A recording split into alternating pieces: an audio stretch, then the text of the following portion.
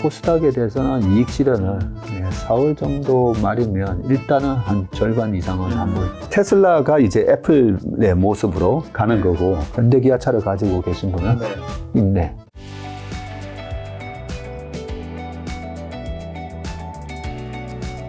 근데 말씀하신 테슬라와 관련된 2차 전지에서는 양극재랑 광물 같은 데서 이제 뭐 에코프로나 에코프로 BM이나 기타 등등 종목들이 정말 많이 올랐잖아요. 이제 이쪽 편은 좀 2차 전지 이런 쪽은 좀 어떻게 보시나요? 한국에. 이제는 2차 전지는 말을 조심해야 되겠더라고요. 2차 전지가 이제 완전 팬덤이 형성되고 있더라고요. 그 섹터 자체에. 할 말은 해야 되니까요. 네. 테슬라를 그렇게 좋게 얘기했다가 제가 670불인가 690불에서 3분의 1 팔았습니다라는 얘기를 여기서도 했었어요. 그때 우리 김 작가 TV에도 나와서 왜냐면 밸류에이션을 해야 되니까요. 밸류에이션. 그때도 테슬라를 그렇게 매매를 하면 안 되지. 그렇게 많이들 또 얘기를 해주셨는데 지금 200불 곱하기 이제 3분의 1 3배 액면 분할을 했었으니까 곱하기 3 하면 600불인 거거든요. 우리가 밸류에이션을 해야 됩니다. 밸류에이션을 해야 되고요. 그런 차원에서 처음에 트렌드가 섰을 때는 옛날에 조선주 같은 경우에 현대중공업이 뭐 미포조선 이런 게 뭐 17배 갈 때 그 밑에 있었던 태웅이라는 회사가 이제 130배 갔었거든요. 그 130배 가는데 한 5년 걸렸어요. 예. 근데 최근에 보면 저희가 2차전지 에코프로나 뭐 이런 걸 말씀드리면 그때 당시에 이제 1000억대에서 저희가 매수를 했었고 만원에서 2016년 요때가 만원 하다가 7,000원까지 빠졌다고요. 네. 뭐 중국발 위기 뭐 하면서 그랬지만 그게 이제 뭐 100배 이상 올라갔는데 이게 주가가 이제 고점인지는 모르겠지만 지금은 약간 쉬어갈 수도 있다라고는 봐야 될 것 같습니다. 최근에 공매도 세력과의 그런 경합이 있었던 것 같고요. 맞아요. 네, 저희는 공매도 안 한다 했잖아요. 네네. 공매도를 제가 굉장히 위험해서 피터 린치랑 워런 버핏도 공매도 하지 말라고 그렇게 말씀을 하셨는데 그런 불리한 점도 있고 뭘 그래 떨어지는 거에 배팅해서 저는 돈 버나 그런 생각 때문에 저희는 공매도 안 했지만 최근에 실제로 이게 너무 거품이야라고 해서 공매도를 때렸다가 된통 당했다면서요? 터진 것 같아요 보니까. 그러면 어떤 현상이 일어나냐면요. 이 롱숏 펀드의 이제 메커니즘에 대해서 말씀드리는데 헤지 펀드가 뭔가 공매도를 때리잖아요. 공매도를 때리면 그만큼 이제 현금이 생기죠. 현금이 생기면 그 현금으로 또 다른 좋아 보이는 주식을 사요.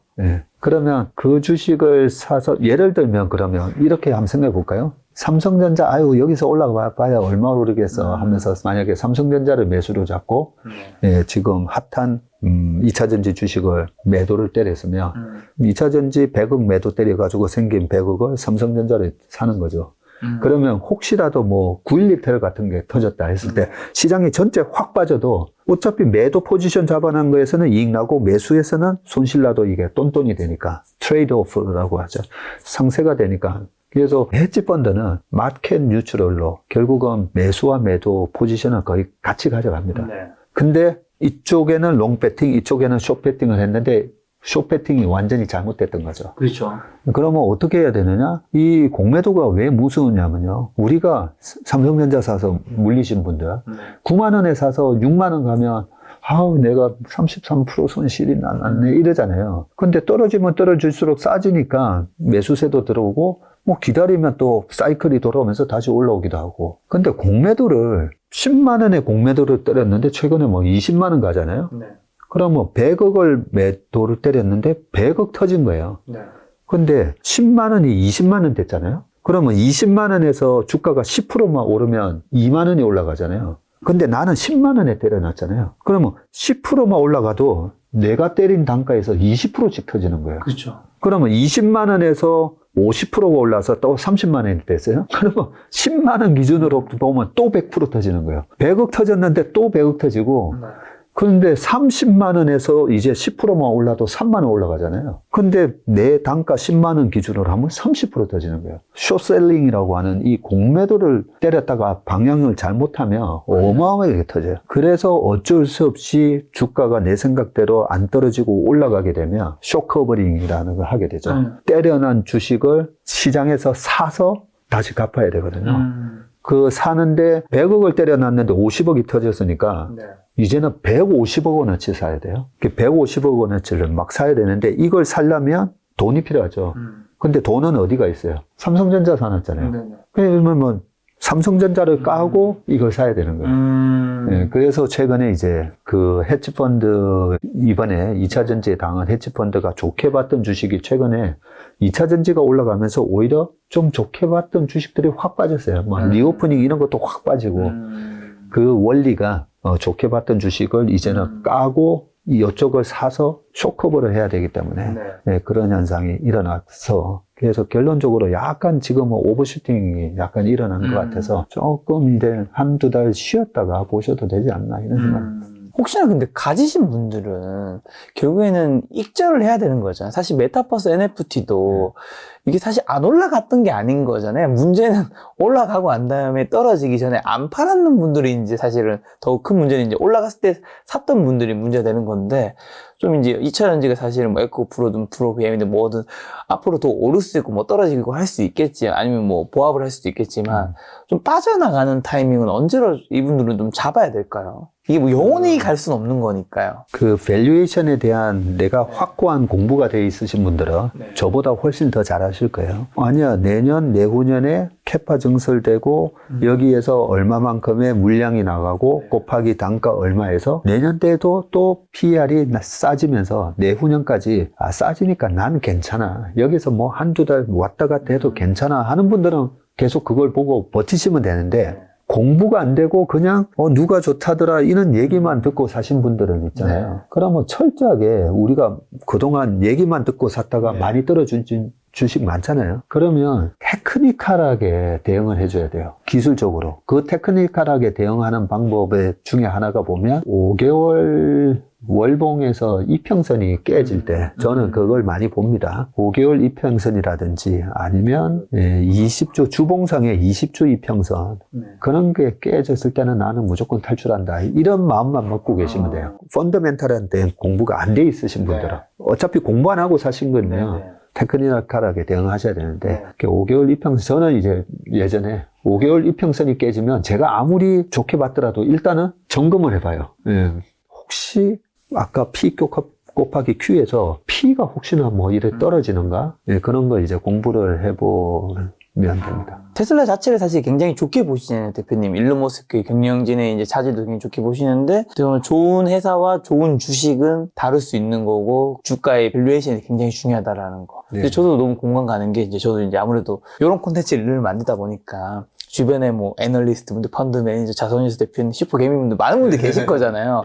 제 주변에 이제 트레이딩 슈퍼게이밍 분들 계시거든요.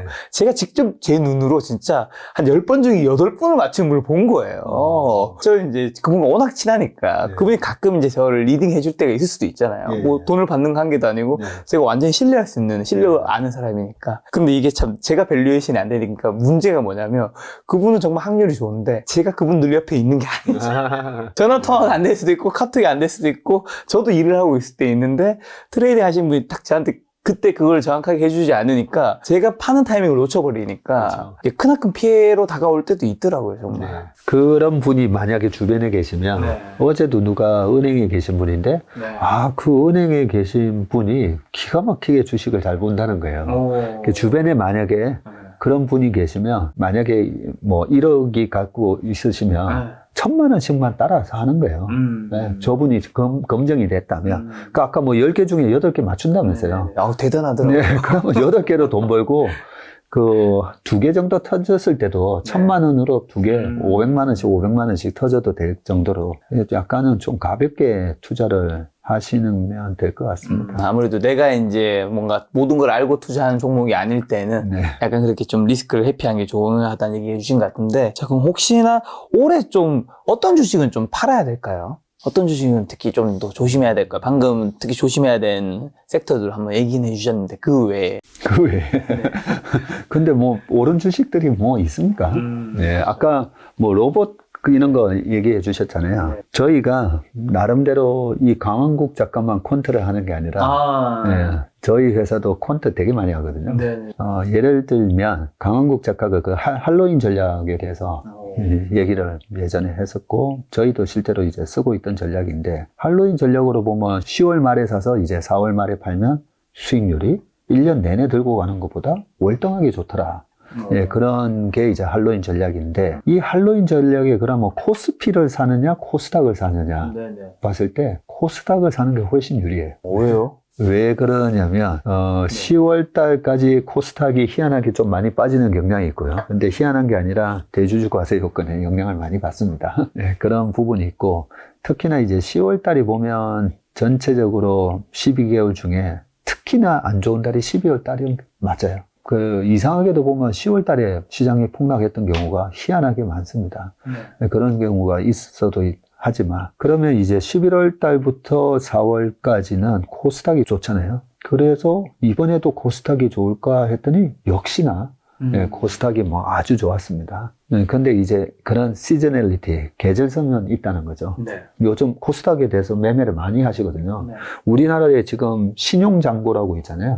신용잔고가 17조 정도 있거든요. 피크였을 때 2021년도에 6월 달에 피크 쳤을 때가 25조였었는데 많이 줄었네요. 예, 15조 8천원까지 줄었다가 최근에 약간 시장이 괜찮아지고 또 코스닥이 막 핫하니까 신용이 싹 늘어났는데, 그 17조 중에 코스피가 8조, 코스닥이 8조. 8조 뭐 5천억, 8조 9천억 하면서 시장 규모는 코스피가 훨씬 큰데, 코스피가 1900조, 2000조, 코스닥은 400조인데 신용은 코스피랑 코스닥이랑 똑같아요. 신용이라는 게 뭐죠? 돈을 빌려서 산 거잖아요. 그렇죠. 그렇기 때문에 변동성이 심하게 나타날 수가 있기 때문에 이번에 4월 말에서 5월 초 그 할로윈 전략으로 많이들 하시거든요. 그때 10월 달 말에 코스닥을 들어가서 4월 말에 코스닥을 팔고 나오고, 그런 이제 퀀트 전략을 많이 쓰니까 약간 이제 뭐 어떤 섹터만 집어서 요걸 팔아야 된다가 아니라 코스닥에 대해서는 이익 실현을 4월 정도 말이면 일단은 한 절반 이상은 한번 줄여보는 것도 좋은 전략이 될 수도 있다라고 생각합니다. 아까 전에 이제 대표님이 너무 많은 사람들이 몰려간 것을 일단 우리가 조심해야 된다를 말씀해 주셨잖아요. 그게 아마 어떻게 보면 뭐 언제까지 갈지 모르겠지만 그게 지금 AI가 될 수도 있고 2차 전지가 될 수도 있고 로봇이 될 수도 있을 텐데, 그러면 지금 이제 사람들이 좀 관심이 좀 덜 갔는데 여기는 뭔가 좀 꿈틀꿈틀 될 수 있겠다 앞으로, 그런 데는 혹시 있을까요? 그런 게 최근에 뭐 많이 얘기되는 것들을 말씀드리면 뭐 폐배터리 뭐 이런 것도 좋게 많이 얘기하잖아요. 그렇죠. 많이 얘기했었죠. 논리적으로 얘기를 들어보면 이게 타당성을 우리가 항상 검증을 해야 되는데, 그러니까요. 전기차 시장이 계속 커지고, 커지죠. 그죠?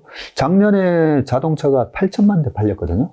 네, 2019년 뭐 이럴 때는 9천만 대까지도 팔립니다. 근데 그때 2019년도에는 전기차 침투율이 5%도 안 됐을 때고, 근데 지금은 전기차 침투율이 이제 13%까지 올라왔어요. 아, 13%예요? 네, 지금 13%고, 유럽이나 중국은 이미 팔리는 차에 4대 중에 1대가 이미 25% 가까이 전기차가 팔리고 있어요. 진짜 그 시대로 하고 있구나. 네, 의외로 미국이 제일 늦게 올라왔었는데, 미국은 SUV나 트럭이나 이런 걸 많이 하다 보니까 그 전기차 트럭이 아직까지 테슬라에서 이제 낸다 뭐 이러고 있잖아요. 그래서 좀 전기차 비중이 늦게 따라왔는데 13%인데 어쨌든 뭐 30%까지 가고 30%까지는 갈 거니까, 그죠? 그러면 382, 24 가면 2,400만 대 뭐 이런 식으로 이제 팔릴 거고, 그죠? 그렇게 되면 그 2,400만 대에서 우리가 핸드폰 쓰다 보면 배터리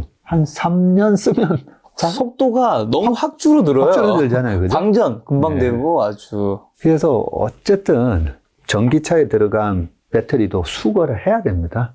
그렇죠? 그 엄청난 이제 폐배터리가 나올 거고요. 그걸 수거를 해서 다시 재활용을 해야 되죠. 옛날에는 우리가 조그만 이 알카라인 건전지는 모아서 뭐 이렇게 막 버리기도 했는데, 지금은 이제 그 엄청난 뭐 리튬부터 시작하고 코발트 등등 해서 그걸 활용을 할 수밖에 없기 때문에, 그래서 이제 폐배터리를 재활용하는 이 업체들이 많이 부각이 된 거거든요. 근데 틀림없이 이 업체들이 폐배터리 나올 때까지는 좀 아직 시간 좀 걸릴 거 아니에요. 그렇죠. 걸릴 겁니다. 그죠? 그래서 보통 이런 기업들이 일파상승이 최근에 그런 시장이 열릴 거야, 1파 상승이 있고 반드시 2파 조정이 나옵니다. 거의. 그래서 내가 이 주식을 지금 못 사면 영원히 놓치는 거 아니야? 네. 그렇게 조급하게 안 따라가셔도 된다는 거죠. 다음 조정이 왔을 때. 예, 2파 조정에서 얼마든지 살 기회를 줍니다.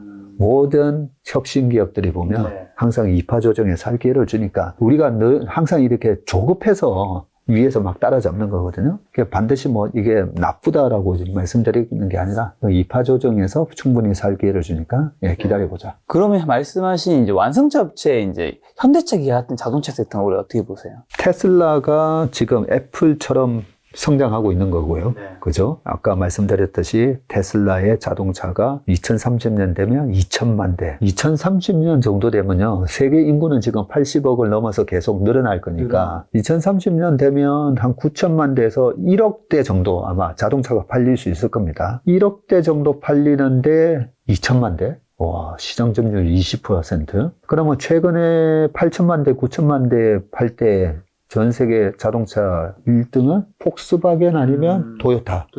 예, 얘네들이 이제 한 900만 대. 그래서 시장 점유율이 한 10%예요. 그 폭스바겐, 토요타도 10%에서 12%가 맥스였는데 그렇죠. 테슬라가 일단은 20%, 2천만 대를 하겠다는데 2천만 대가 과연 가능할까? 그거는 저도 사실은 잘 모르겠어요. 네. 그렇기 때문에 우리가 조금 생각을 하셔가지고 틀림없이 폐배터리 시장이라든지 이런 부분은 조금 기다려도 된다. 죄송합니다. 현대기아차로 다시 돌아왔을 때 그 테슬라가 이제 애플의 모습으로 가는 거고 그러면 애플이 전 세계 스마트폰의 1등? 1등이죠. 뭔 기준으로 1등이에요? 점유율 아닌가요? 삼성전자랑 애플. 네. 애플이 전 세계 1등인가요, 그러면? 삼성전자가 더 팔리고 있나요? 삼성전자가 1등이죠. 그럼 왜 삼성전자가 애플보다 밀린다 생각하고 있을까요? 브랜드 인지도 때문인 건가요? 뭐죠? 네. 뭐 때문이냐면 이익 기준으로는. 이익 기준으로는. 이익 기준으로는 애플이 압도적인 이익을 내고 있고 판매되는 대수나 점유율은 삼성전자가 높은데 이익이 훨씬 애플이 압도적으로 높은 압도적으로 거군요. 높은 그래서 거죠. 1등 생각하고 있구나. 네. 핸드폰은 자동차는 제가 뭐 9천만 대, 1억 대 하다가 놓쳤었는데 핸드폰은 13억 대에서 15억 대 팔리다가 작년에 좀 덜 팔렸어요.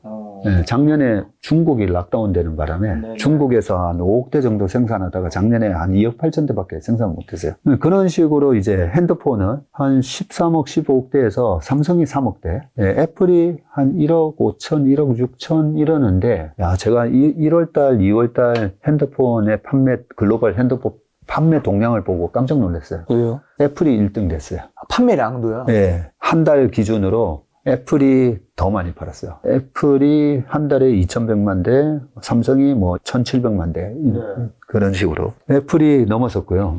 이 부분에 있어서 좀 안타깝죠. 네, 삼성이 압도적인 이제 세계 1등을 지금도 글로벌 전체 기준으로는 1등입니다. 왜냐하면 인도 같은 데는 아직까지 소득 수준이 낮다 보니까 삼성전자 핸드폰이 1등이에요. 근데 중국에서 삼성전자 핸드폰이 2013년만 하더라도 24% 점유율을 갖고 있다가 지금 0.8%거든요. 근데 애플이 중국에서 거의 지금 1등으로 올라서고 있어요. 왜 이렇게 중국에서 떨어진 거예요? 중국이 왜냐면 규제를 했나요? 아니 삼성 핸드폰은 중국의 샤오미나 오포, 비보가 거의 똑같이 만드는데 가격은 절반이에요. 예, 애플은 다르니까. 예, 근데 애플은 다르니까 그 부분 때문에 좀 길게 이제 핸드폰 시장을 말씀드렸는데 다시 이제 현대기아차로 돌아와가지고 현대기아차가 그러면 어쨌든 스마트폰이 나오고 나서 패스트 팔로우 전략으로 2011년도부터 삼성이 갤럭시 노트도 내고 2010년도에는 갤럭시 S 시리즈 내고 하면서 확 키워가지고